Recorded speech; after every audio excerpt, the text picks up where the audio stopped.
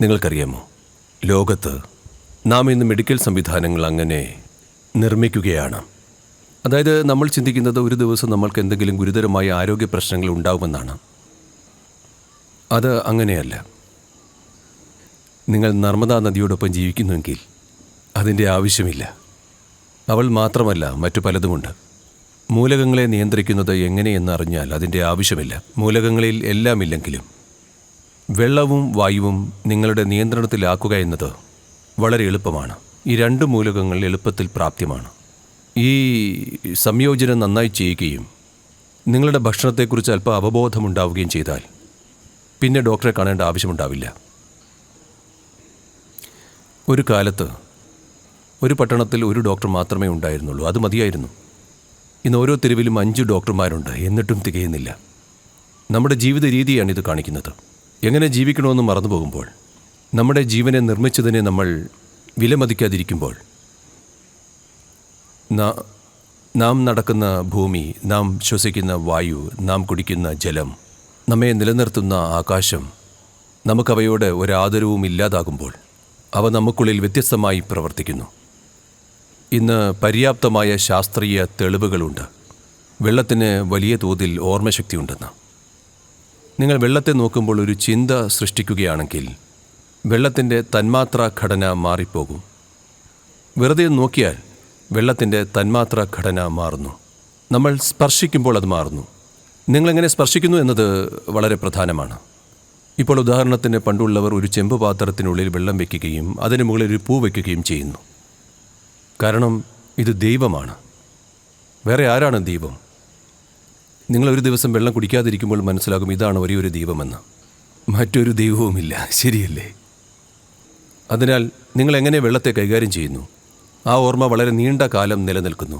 അതിനാൽ നമ്മൾ ഉപയോഗിക്കുന്നതിന് മുൻപ്, അല്ലെങ്കിൽ അത് ശരീരത്തെ സ്പർശിക്കുന്നതിന് മുൻപ് നാം വെള്ളത്തെ എങ്ങനെ കൈകാര്യം ചെയ്യുന്നു എന്നത് നമ്മുടെ ഘടനയിലെ സകലതിൻ്റെയും നിലവാരത്തെ മാറ്റുന്നു. ഇതൊരു ശാസ്ത്രമാണ്, നമുക്കത് പണ്ടേ അറിയാമായിരുന്നു. പക്ഷേ ഇന്ന് ആധുനിക ശാസ്ത്രം ഇതിൽ നിരവധി പരീക്ഷണങ്ങൾ നടത്തിയിട്ടുണ്ട്. ഇപ്പോൾ അവർ പറയുന്നത് ജലമൊരു ദ്രാവക കമ്പ്യൂട്ടർ എന്നാണ്.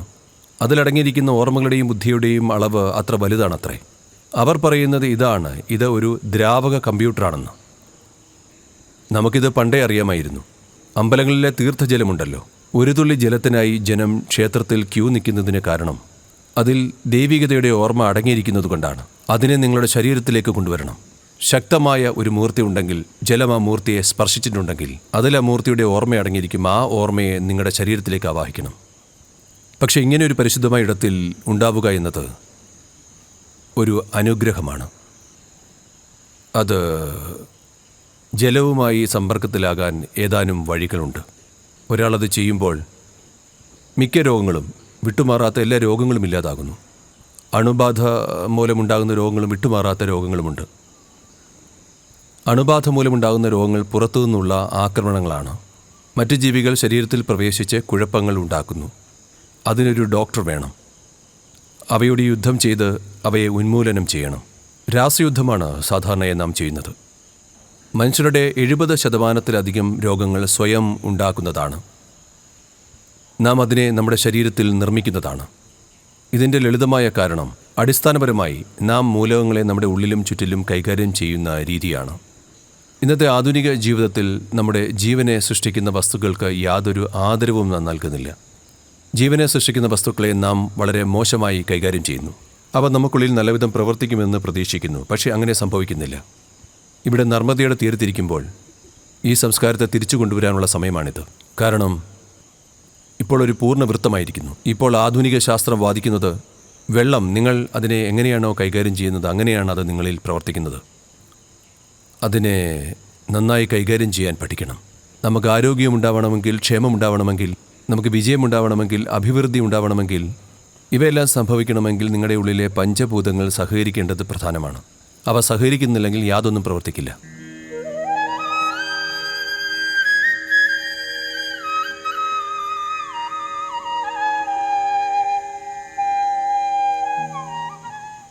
നിങ്ങൾക്ക് ചെയ്യാവുന്ന ഒരു ലളിതമായ കാര്യം ജലത്തെ നന്നായി കൈകാര്യം ചെയ്യുക. കുറഞ്ഞത് നിങ്ങൾ കുടിക്കുന്ന വെള്ളമെങ്കിലും. ഇന്നെല്ലാവരും പ്ലാസ്റ്റിക് കുപ്പികളിലാണ് വെള്ളം കുടിക്കുന്നത്. അതിനെ ഒരു ലോഹപാത്രത്തിൽ, പ്രത്യേകിച്ച് ഒരു ചെമ്പ് പാത്രത്തിൽ സൂക്ഷിക്കുകയാണെങ്കിൽ വെള്ളത്തിൻ്റെ പ്രകൃതം തന്നെ മാറിപ്പോകും. കൂടാതെ പരമ്പരാഗതമായി ഇത് ഈ രാജ്യത്തിൻ്റെ ഈ ഭാഗത്ത് നിലനിൽക്കുന്നുണ്ടോ എന്ന് എനിക്കറിയില്ല. പക്ഷേ തെക്കൻ ഇന്ത്യയിൽ ഇപ്പോഴും പരമ്പരാഗത വീടുകളിൽ ഇത് വളരെ സാധാരണമാണ്. അവിടെ വെള്ളം സൂക്ഷിക്കുന്ന പാത്രത്തെ ദിവസവും പൂജിക്കുന്നു. അവർ അതിൽ വിഭൂതി ഇടുന്നു, അതിൽ കുറച്ച് കുങ്കുമം ഇടുന്നു, അതിനായി ചെറിയ ആരതിയും ചെയ്യുന്നു.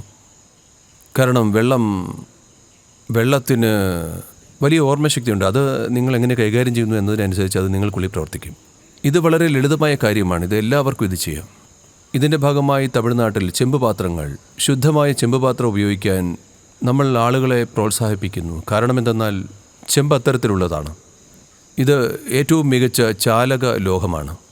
അത് ജലത്തെ ഊർജ്ജസ്വലമാക്കുന്നു. നിങ്ങൾ വെള്ളത്തിൻ്റെ രാസഘടന പരിശോധിക്കുകയാണെങ്കിൽ അത് മാറിയിട്ടുണ്ടാവില്ല. അതാണ് അതിൻ്റെ ഭംഗി. ജലത്തിൻ്റെ തന്മാത്രാഘടന മാത്രമേ മാറുന്നുള്ളൂ. നിങ്ങളിത് അനുഭവിച്ചിട്ടുണ്ടാകാം. നിങ്ങൾ നർമ്മദയിൽ എവിടെയെങ്കിലും ഒരു വെള്ളച്ചാട്ടമുണ്ടോ? ഒരു വെള്ളച്ചാട്ടമുണ്ട്. 20-25 അടിയിൽ നിന്നും വെള്ളം വീഴുകയാണെങ്കിൽ വെള്ളച്ചാട്ടം കഴിഞ്ഞ ഉടനെ നിങ്ങൾ വെള്ളത്തെ സ്പർശിച്ചാൽ വെള്ളം തൊടുമ്പോൾ അത് പട്ടുപോലെയായിരിക്കും. നിങ്ങളിത് ശ്രദ്ധിച്ചിട്ടുണ്ടോ? വെള്ളം ഉള്ളിലേക്ക് പൊട്ടിച്ചിതറുകയും തന്മാത്രാഘടന മാറുകയും ചെയ്യുന്നതിനാൽ അത് അനുഭവപ്പെടുന്ന രീതി വ്യത്യസ്തമാണ്. ഇന്നവർ വാട്ടർ ഇംപ്ലോഡിംഗ് മെഷീൻ എന്ന് പറയുന്ന യന്ത്രങ്ങൾ നിർമ്മിക്കുന്നു. ഒരു മെഷീൻ ഉപയോഗിച്ച് നിങ്ങൾക്ക് ജലത്തെ ഇംപ്ലോഡ് ചെയ്യാം. അതിൽ വെള്ളം പ്രത്യേക രീതിയിൽ തിരിഞ്ഞ് ഇംപ്ലോഡ് ചെയ്യുന്നു. നിങ്ങൾ ഇത്തരത്തിലുള്ള ഇംപ്ലോഡിംഗ് മെഷീനുകൾ ഉപയോഗിക്കുകയാണെങ്കിൽ ഇപ്പോൾ ഉപയോഗിക്കുന്നതിൻ്റെ 10% ജലം കൊണ്ട് തന്നെ നിങ്ങൾക്ക് ചെടികൾ നട്ടു നനയ്ക്കാം. ജലത്തിൻ്റെ ഉപയോഗം കുറയും. വെറും 10% ജലം കൊണ്ട് തന്നെ ചെടികൾ വേണ്ടത്ര ഫലം നൽകുകയും ചെയ്യും. കാരണം ഇംപ്ലോഡ് ചെയ്ത ജലം വളരെ നേർത്തതാവുകയും ചെടികളുടെ ഘടനയിലേക്ക് അതിന് കയറി ചെല്ലാനുള്ള കഴിവ് വർദ്ധിക്കുകയും ചെയ്യും. അത് വളരെ വളരെ നല്ലതാണ്. അപ്പോൾ നിങ്ങൾ കൃഷി ചെയ്യുന്നവരാണെങ്കിൽ താമസിയാതെ ഇങ്ങനെയുള്ള മെഷീനുകൾ വരാം. UK-യിൽ ചിലർ ഇതിൻ്റെ പേറ്റന്റ് എടുത്തിട്ടുണ്ട്. നമ്മൾ അങ്ങനെയുള്ള മെഷീനുകൾ ഇവിടെ കൊണ്ടുവരാനുള്ള ശ്രമത്തിലാണ്. അങ്ങനെ തമിഴ്നാട്ടിലെ സാധാരണ കർഷകർക്ക് ഇംപ്ലോഡ് ചെയ്ത ജലം ഉപയോഗിച്ചുകൊണ്ട് അവരുടെ ജലത്തിൻ്റെ ഉപയോഗം വളരെയധികം കുറയ്ക്കാവുന്നതാണ്. കാരണം വെള്ളം കൂടുതൽ പമ്പ് ചെയ്യേണ്ടി വരുമ്പോൾ വൈദ്യുതി സൗജന്യമില്ലാത്തതുകൊണ്ട് കർഷകന് അത് വലിയ ചിലവാണ്. അപ്പോൾ കർഷകന് ഉപയോഗിക്കേണ്ട ജലത്തിൻ്റെ അളവ് വളരെ കുറയുമ്പോൾ അത് വലിയൊരു വ്യത്യാസം സൃഷ്ടിക്കും. ദിവസേനയുള്ള ഉപയോഗത്തിന് ഒരു ചെമ്പ് പാത്രം ഉപയോഗിക്കാം. എല്ലാ ദിവസവും എന്തെങ്കിലും നിങ്ങൾക്കതിനടുത്തൊരു ദീപം കത്തിച്ചു വയ്ക്കാം. വേണമെങ്കിൽ അതിലൂടെ ഒരു പൂ വയ്ക്കാം. ആ ജലം നിങ്ങളുടെ ഉള്ളിൽ പ്രവർത്തിക്കുന്ന രീതി തന്നെ മാറും. മാത്രമല്ല, നിങ്ങളത് കുടിക്കുന്നതിന് മുൻപ് ഒരു നിമിഷം അതിനെ നിങ്ങൾ വളരെ നന്ദിയോടെ കാണുക. കാരണം ഈ ഒരു വസ്തുവാണ് നിങ്ങളുടെ ജീവനെ സൃഷ്ടിക്കുന്നത്. നമുക്കറിയാത്ത ഏതെങ്കിലും ദൈവമല്ല. ഈ ഒരു വസ്തുവാണ് എല്ലാ നിമിഷവും നിങ്ങളുടെ ജീവനെ സൃഷ്ടിച്ചുകൊണ്ടിരിക്കുന്നത്. അതുകൊണ്ട് ഇതിനെ എങ്ങനെ കൈകാര്യം ചെയ്യണമെന്നതും വളരെ പ്രധാനമാണ്. നിങ്ങളുടെ വികാരങ്ങളിലും നിങ്ങളുടെ ചിന്തകളിലും ജലത്തെ ദേവിയെപ്പോലെ കാണണമെന്ന് പറയുന്നില്ല. നിങ്ങൾ ഈ യാഥാർത്ഥ്യം മനസ്സിലാക്കിയാലും മതി. യാഥാർത്ഥ്യം ഇതാണ്. ഇതിനെ കൂടാതെ നിങ്ങൾക്ക് ജീവിക്കാനാവില്ല. അതെ, നിങ്ങളുടെ ജീവിതത്തിൻ്റെ അടിസ്ഥാനം എന്താണെങ്കിലും നിങ്ങളതിനെ വണങ്ങണം. ശരിയല്ലേ? അപ്പോൾ ജലത്തോടും ആഹാരത്തോടും ആ ഒരു ആദരവുണ്ടാകണം.